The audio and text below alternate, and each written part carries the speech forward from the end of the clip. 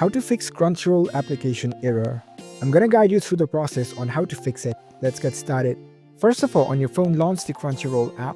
A Crunchyroll application error can happen due to various reasons. If you are having the application error, first thing you need to check is if there is any server problems with the Crunchyroll. For that, you can go to your preferred web browser. On your browser, search for Down Detector. Head over to this first website. From this website, you can check in real time if there is any server problems with Crunchyroll.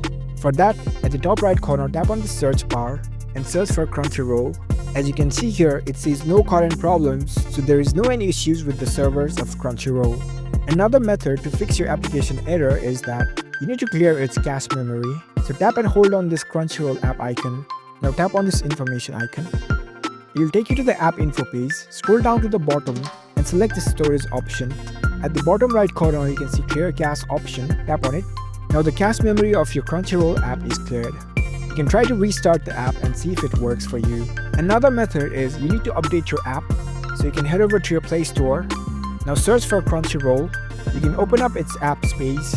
Over here, instead of this open button, here you might see update option sometime, which means your Crunchyroll app needs an update, so you can update the app accordingly. You can also try to restart your device. Now try to relaunch the Crunchyroll app. After trying these methods, this should be fixing your Crunchyroll application error. If you found this video helpful, don't forget to give this video a thumbs up and subscribe to our channel for more tech tips. Thank you for watching.